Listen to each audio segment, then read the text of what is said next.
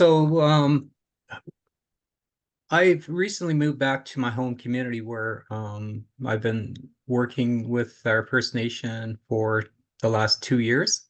And so this is a presentation in regards to how we're tackling some of the energy challenges we have in our First Nations communities. So in our community anyway. So we've established the plan, and I'll just do a quick overview of some of the things we've been working through, and with a bit of background, also some background content. Thank you. So next slide. So this is our population statistics. We have 1,111 registered members in our community.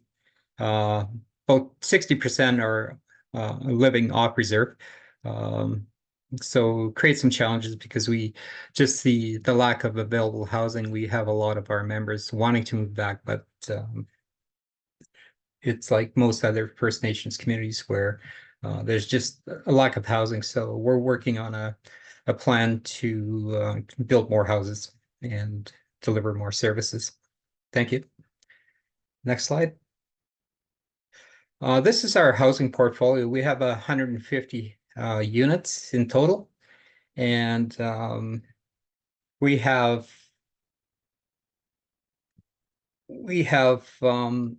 30 units that are band rentals, 35 if you include the teacherages. And one of the reasons why we jumped into this is just because the high cost of the hydro, especially for our tenants who are usually on a fixed income. Next slide. So one of the things that I practiced throughout my career is organizing the collaboration with the organization. So just some of the key points that is to understand how the organization works through organization charts. What are the needs of the community? So tap into the comprehensive community plan, which is a plan that is developed by the community membership along with leadership. And then to develop a work plan for the department that can support the comprehensive community plan. So the other thing that we do is for part of the engagement is to brief the housing committee in development of the energy retrofit plan so that we can provide and support, so we can get the support from the committee and bring those recommendations to the chief and council for support and final decisions. Next slide. So this is kind of a flow chart of how the process works. So the comprehensive community plan, which include the energy retrofit, we established criteria for the list of houses.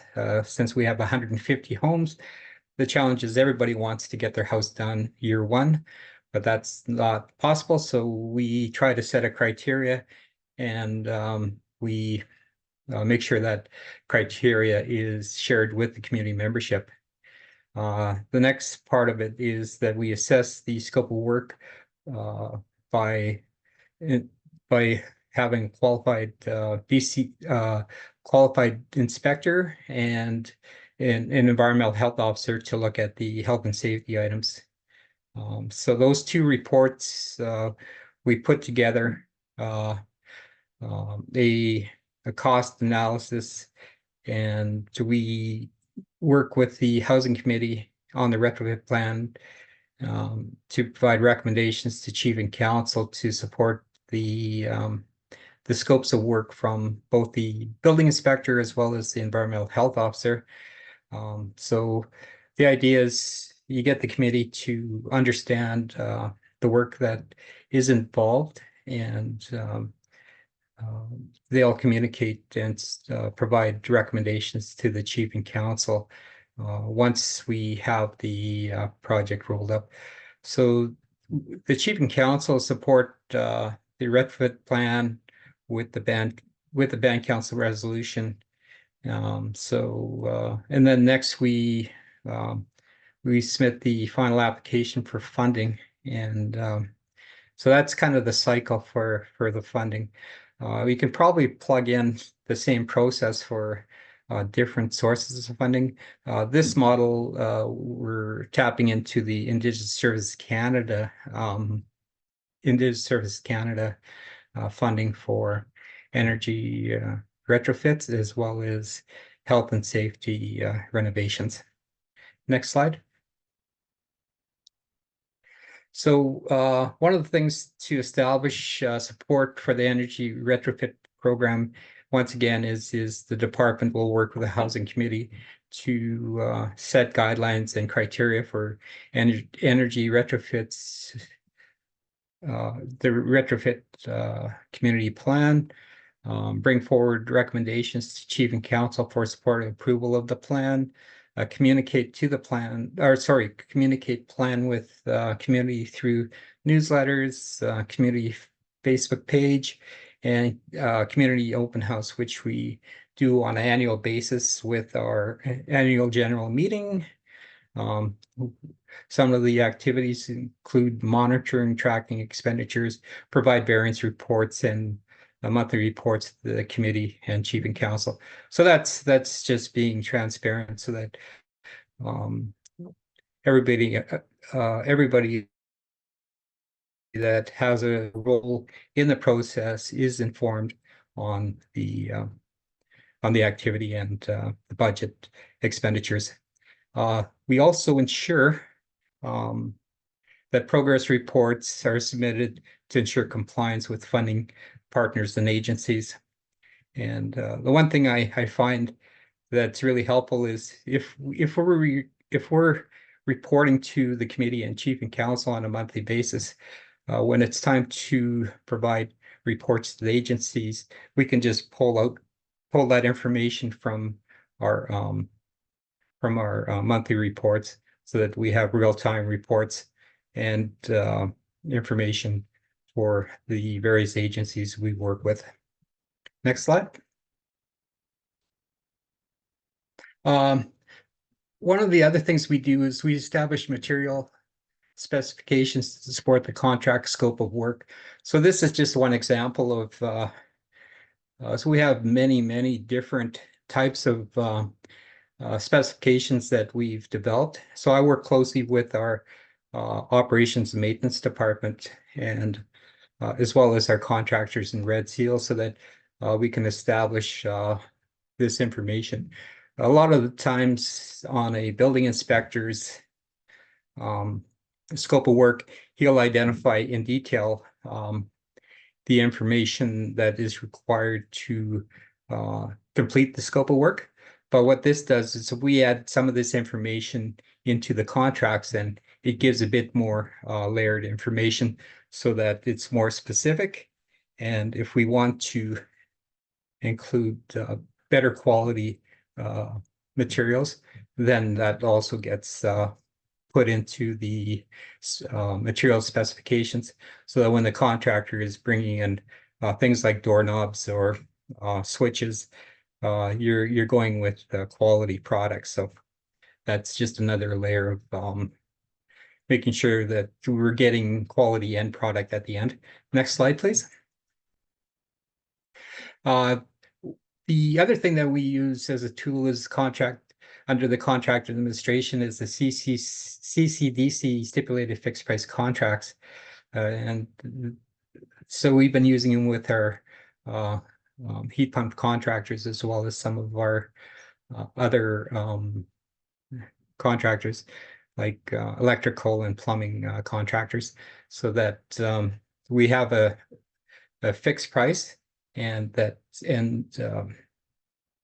so the contracts are industry standard, which most contractors are familiar with. So they appreciate the fact that the contracts provide clarity for both the owner as well as the contractor themselves.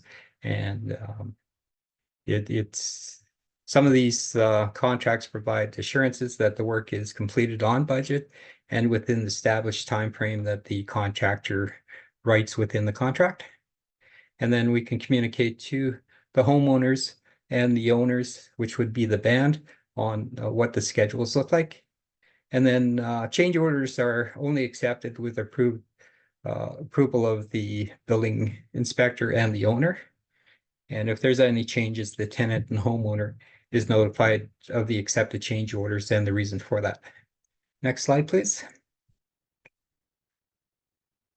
Some of the access program funding through ISK, there's a process, so I don't want to go into detail, but it's similar to the process that was that I presented a few slides back, and just shows the some of the people involved with supporting the funding application. So we usually tap into the energy efficiency funding as well as the health and safety funding, which can be stacked to support the retrofits that are required. The new approach to housing funding application through Indigenous Services Canada is where we've tapped into most of the funding for the heat pumps. I know there are other agencies that we've been applying through, but sometimes you have to understand what the criteria are, and if you don't meet the criteria, then you have to take a step back. We wanted to ensure that we can make the best of our time, and so we've specifically applied for funding under the Indigenous Service Canada, and we did get the funding to support the year 1 and 2 of the plan. Through that, the requirement band council resolutions support the capital application, and that also informs the leadership of exactly what is happening there. Next slide, please. Some of the things that we've identified as critical components of this initiative is to get as much information as we can, not only for myself and the department, but also for everybody that's involved in the process, which would include our contractors and the housing committee and leadership, so that they understand the level of detail we get into when we're undertaking the energy retrofit for each of the houses that we're working on. And then there's a couple of other so this slide is kind of pretty critical because I did attend the hands-on training, the regional hands-on training, and I would really get behind supporting these type of initiatives, because in my community, a lot of the learning is actually hands-on, and you can learn a lot more by just getting involved with what BCIT was able to bring into the region. And we're hoping that they'll be able to bring that same model into the Hazelton region. So there's also webinars that are available. And then I think the other thing is the Red Seal Carpenter refresher training on energy retrofit program is really critical, and that's kind of why I'm spending a lot of time on this slide. I think if we can get enough First Nations communities to get behind this, and we can get more funding or more allocations for this type of training, I think it's really ideal. Even though the guys we have 4 Red Seal carpenters in our community, but a lot of new techniques and technology and materials, they've changed. And so this is a great opportunity to get up with the times and make use of those that information. Next slide, please. Some of the other funding that we can tap into is this. And so what I did was I attended a I try to attend and set aside some of my day, of some days of the week to attend the webinars and information sessions, because you'll find a lot of current information on what's out there. And there's also example of funding that's available. So I just pulled out one example of a call for proposals, and a lot of them are to do with green energy or energy efficiency. So this is just one example when you go to that website of what you can find. Next slide. And I was hoping, as part of my presentation, that I would be able to show the some of the positive gains and some of the positive results that we've seen since we've installed the heat pumps. So I've downloaded this app onto my phone, and what it does is you can actually get a real-time breakdown of the of your hydro expenditures, and actually breaks down into very good detail, so that you can use the app to come up with solutions or monitor what your hydro usages are.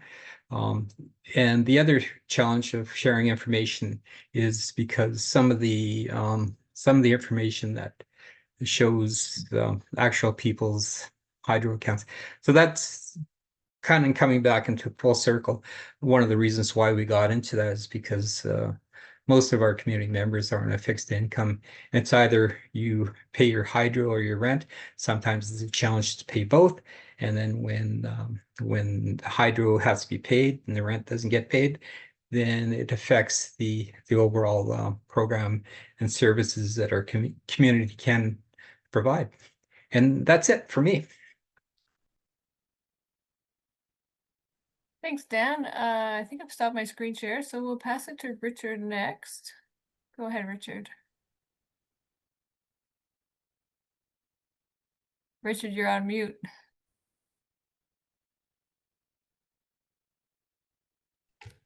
Okay, so my name is Richard Joseph. I'm a registered energy advisor. We used to be called certified, but now I guess the new term is registered energy advisor. I've been doing it, as Aaron said, for a number of years and working in the community in Northwest primarily. And it's interesting doing this presentation with Dan, because Dan and I went to high school together in Hazelton many years ago. Dan and I used to share 8-tracks. That's how long ago we hung out together in high school. I think Dan still has some of my 8-tracks. He hasn't returned yet, so I'm waiting on those. So I've been working in a few communities up in the Northwest doing the heat pump install program through a number of different programs. Part of my work involved doing rebate access, stacking rebates for bands.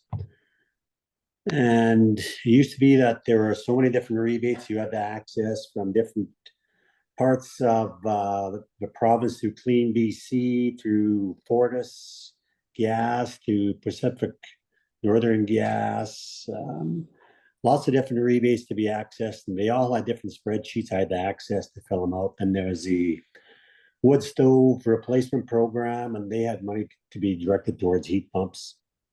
There's a bit of a paper trail to chase around, and I could understand how people would get very jaded in a hurry or get burnt out trying to take on this process. From getting to know housing reps for the bands, they're very, very busy, and doing things like doing paper, filling out all the papers, doing all the spreadsheets can be pretty demanding and pretty daunting, and I think they can lose their way pretty quick in the process. So Dan mentioned the peer program, and I'll talk about that later, and that's going to streamline the process. And that came out about 2 weeks ago. Actually, Aaron, if you can later in the presentation, if you can put up the peer access information, that'd be good. So I'll give a really quick blurb on heat pumps. There's many variations in heat pumps, heat pump configurations.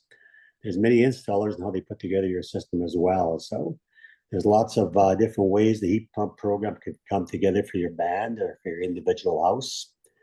So it's not kind of like a one heat pump fits every house kind of a program. So you really got to bear that in mind when you come to doing up a plan to replace your existing heating systems for your band and putting in a heat pump. And what I've come to appreciate from working with so many different bands is there's a lot of misconceptions out there about what heat pumps can and can't do. And I've talked to some heat pump installers locally in the Northwest, and they're still saying heat pumps are only good to 0 Celsius, which was the case maybe about 15 years ago, and that's just not the case now. So I was pretty shocked to hear an actual installer say that. So that tells you the amount of misinformation is out there. Yeah, actual installers are putting up misinformation like that. From doing work in a local band, a mini split ductless with 2 heads. I'll assume you know what that is because you're here to learn about heat pumps. They're about 12 to 14,000 on average for the band I was working with. And again, that depends on the kind of system you're running. That's an average system. That's probably going to get you down to maybe about minus 22 Celsius, where it's still running efficiently before it has to have a backup heating coil kick in. Heat pumps connected to your existing furnace, whether you got an oil furnace or a gas furnace or a wood electric furnace. That generator is going to run you about 16 to 22,000. And again, keep in mind, these are rough numbers based on a band I work with a installer as well. And the prices you get might be less and maybe more. I can't really comment in this presentation on pricing you might be looking at. You know, there's a Mitsubishi heat pump system, which is a Cadillac, and that's going to be about 30% more than the prices I mentioned here, but they're good to closer to minus 30. So that just tells you the variation you're going to come across in figuring out the heat pump that's going to work for you, yourself, or for your band members. Forced air system is considered the most efficient way to move conditioned air, whether it's heated or cooled, because the ducts are already configured to address all of your home's rooms. So you got the ducts running to your bedroom, your bathroom, your kitchen, and all the important places that the original HVAC installer thought was important for you to have.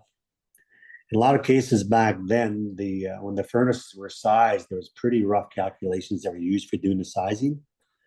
So that plays into how effective that system is going to move your conditioned air.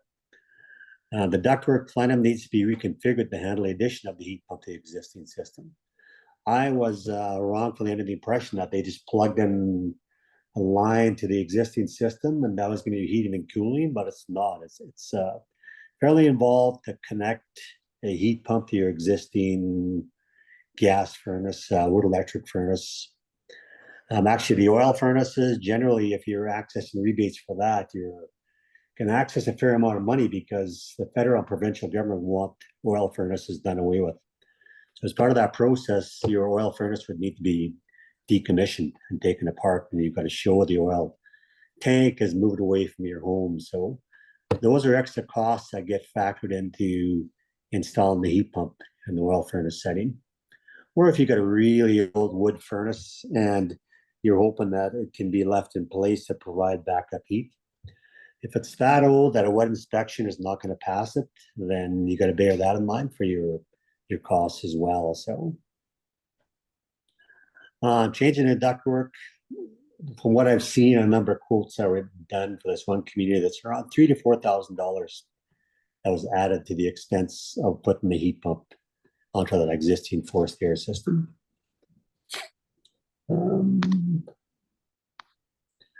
So in dealing with the bands, what I found was ongoing education on how the heat pump operates is important, especially with rental units where tenants come and go, because you might do a really good job of explaining to the tenants in there how the heat pump works and how to get the most out of it.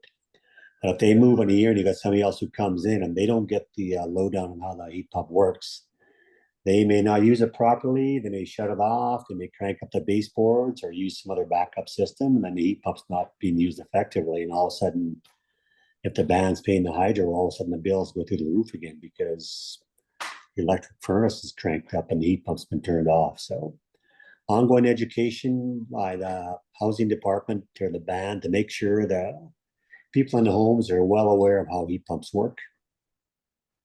So a suggestion I would have is to put some kind of a laminated information sheet in the home so the homeowner knows how the process works for using the unit effectively. If you're considering the role of the heat pumps to your housing stock, deselect it if you can and where the first units go. Heat pumps should go to homes where the tenants are going to give an unbiased opinion on the heat pump. I'll just give some examples. if you put a heat pump into an elder's place where they really like their wood heat, and all of a sudden they've got this heat pump heat, which is actually a different kind of a heat. It's a different kind of experience. It still keeps you warm, but it's just different than wood heat. I like wood heat too, but the heat pump is a lot more efficient and a lot cleaner. So you're going to be selective on who you put the first units in with, because you've got an elder who's just not keen on getting the heat pump, but maybe they can't split wood anymore, or they shouldn't be handling a wood stove because their eyesight's going and there's fire hazard concerns. You got to be aware of how that rollout happens to make sure that there's lots of education going on, and you put units in places where people are going to give an unbiased opinion on it. So a band put another example. A band put a mini split unit into a 1970s home with an air change of 15. So I don't know if I'll give you a really quick idea what 15 air changes. That's meaning 15 times an hour, all the conditioned air in that home leaves the house and is replaced by air from the outside. So that tells you basically the air was whistling through this house. So it was super leaky house. But there were some reasons why they had to do this, put this heat pump into the setting. There were some safety issues. So of course the heat pump had trouble meeting the heating needs. And of course the hydro bills were not drastically lower than the base was being replaced. So the tenant had nothing great to say about heat pumps, and all the family in the community passed on the information, which made the community leery of heat pumps. So in this instance, this fellow wasn't keen on heat pumps because, of course, all his heat pump air was blown out of the house and being replaced by cold air. So that's an example of a home where the heat pumps were put in, and the guy already had probably a negative opinion on heat pumps. Another example, a home had 3 fairly large broken windows, and the heat pump was installed to replace an oil furnace. So in this instance, again, the air change numbers are probably fairly high. So a lot of conditioned air is leaving the space, be replaced by fresh air. So a common theme here I'm getting at is the envelope should be addressed as part of the deep energy retrofit process. You know, people see heat pumps. Some people see it as kind of a sexy box to tick off to say, oh yeah, we're getting the heat pump. This is kind of a big deal. We're keeping up with the other bands down the road. We get the heat pumps in. But in order to make the heat pump process successful, you should look at other components of the housing retrofit process. And the envelope is one of the big ones. Busted windows, super leaky house, leaky doorways, stack effect where a lot of air is moving through the house and pushing all your warm air out of the house. Those are all things that can really have a detrimental effect on how effective the heat pump is. You know, if you put those basic measures in to make the home a bit more airtight, that heat pump is going to perform the way you want it to perform. Be aware of who you're getting your information from with regard to communities that have gone the heat pump route.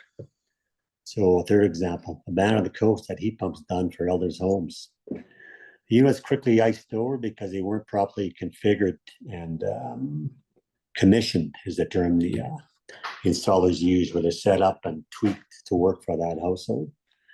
So the homes weren't commissioned properly, effectively. The band was on an island. The installer left, and the heat pump started icing over. There's somewhat of an easy fix for that if the heat pump installer had stuck around to make sure they were commissioned properly, but he was gone. The heat pumps iced over and stopped working effectively. So this was an elders program, and the elders shut the heat pumps down and went back to the heating system that was in place. So in this instance, the installer did a poor job, but the follow-up was the word spread for a long time after to the surrounding communities that heat pumps were not effective and prone to failing. So the shoddy work from one contractor led to many believing the heat pumps in general were not reliable. It just so happened that was an area where the heat pump contractor also said they were good to zero. So that was a double challenge of getting the information out there. I'm not saying the information can't be put out there and the education can happen, and that's why you people are on this Zoom session today, is to learn some of the stuff so you can get the lowdown on the good things about heat pumps and how to make sure that misinformation doesn't turn bands off the process. I'll give you some general information on the rebates to be offered. As I said, I was doing rebate stacking for a band, and I jumped through a lot of the hoops, a lot of the spreadsheets, different spreadsheets. There was overlap in some of the spreadsheets. There was some differences in some of them, which made it a bit of a challenge. But don't get intimidated by the hoops you need to jump through in efforts to access rebates. When you go to some of the sites, you look at all the pages, and I know how busy housing reps are, as I was saying, and that can be a turnoff pretty quick. An example of one rebate required T4 slips to show income of the household to determine how much the rebate could be accessed. So I appreciate nobody enjoys the process of chasing down this sort of information for themselves, never mind approaching homeowners and say, give me your T4 slip. You know, things grind to a halt pretty quick when you're trying to get that kind of information together. Never mind asking homeowners for their hydro account numbers. Hoops you got to jump through. But when I started doing this process of talking to the rebate provider about T4 slips, she cut me off right away and said, actually, we don't need them for band members. If you are reserved, we don't need T4 slips. So keep that in mind, that some of these things that may get you to start losing traction in the process, double check with the rebate provider or the energy coach and say, look, I'm starting this process. What information do you need? And they may clarify pretty quick that, you know, 30% or half the stuff that you're sweating over may not really be required because this process is taking place on reserve. Make sure the trades team is on the same page as you regarding the rebate program you're accessing. An example is the energy savings program requires a trade to submit invoices to the program for review before payment. So the band doesn't cover the cost of the install upfront. They may have to pay some overages over and above the rebate that's offered. But just make sure that the trade is on the same page as you and knows what rebates you're accessing. In most cases, the trades I've come across, they're aware of the rebates out there and they know the dance they're supposed to do from their side to make sure the paperwork flows, because at the end of the day, they want to get paid. They don't want to be stuck chasing papers and trying to make sure the program has the right documentation. So I asked the heat pump installer what his biggest take is on doing heat pumps for bands. He advised he can't give a reasonably tight quote till he is on site and seen the system in place and can size the house for the heat pump. If the heat pump installer says they can do the quote over the phone without seeing a home, you should be concerned. You know, try to get a heat load calculation done on the home. The heat pump installers now are developing the skill set where they can do the heat load calculations. Otherwise, energy advisors can do the heat load calculations as well. And part of the peer program is you can access funding to have your place energy audited. So getting the heat load calculation ensures the heat pump is right size for your space. The old school days was they plug a furnace in and make it about 25% larger just for those super cold days. So in reality, your furnace is just starting to get up to proper operating speed and it shuts down because it's not a right size for your space. So the idea of getting the heat load calculation done in your place is to make sure that that furnace is going to run efficiently for your place, the heat pump. So the peer program, Dan mentioned it. They just fired up in the last couple of weeks. They're taking applications, peer partnerships, and indigenous energy efficiency and resilience. Combination BC Hydro, the local gas companies, Fortis, Pacific Northern Gas, Clean BC. They've been planning to do this for a few years, and the rollout is just happening now. And the idea is to make it one-stop shop. And you go to one page, you deal with the energy coaches on that page, get the documentation together, and it'll make the process a lot tidier and a lot easier to deal with. So the folks in the peer programs make the process of accessing rebates easier to navigate. They have coaches, and they gave a presentation last week in the program. It's available to view with one session focused on the community and the other on contractors to provide the services. I see I got a way over time, so I'll talk even faster than I usually talk. So yeah, Aaron, if we can, I'll share that with you later, Aaron, if you can put it on an email to the people who are on this session. And that provides a video. They're 1 hour videos and one focused on the community, one on the contractors on the peer program. And the peer program webpage has a lot of information that'll explain it to you as well. So I've started a discussion with the coaches on behalf of the band considering energy retrofits on the housing stuff. Coaches have been very quick to provide feedback in order to keep the application momentum going. So they've got a process. I think it's within 3 days. They'll get back to you to give you a reply on whatever question you have regarding the programming. Energy Coach has plenty of info on the rebates that can be stacked and not stacked. So don't assume that everything that was good to go last year will now apply with the peer program. Make sure you talk to the Energy Coach and get all the stuff sorted out in advance. Resource Basin Council offers plenty of resources, education, and training having to do with the retrofit process as well. They got a website that has a link to it that's pretty effective on First Nations housing and deep energy retrofits. Dan mentioned BCIT training. I've been involved in that as well, and I can't speak well enough for the program. If you can access the program, get it to your community. They provide 2 to 3 day training with a red steel carpenter and can work with your team, your housing team, and whatever trades you have close by who want to learn how to do deep energy retrofits, window installs for a tight waterproof seal, all those sorts of things that are really good for trades to know. That's what it for my presentation. Thank you.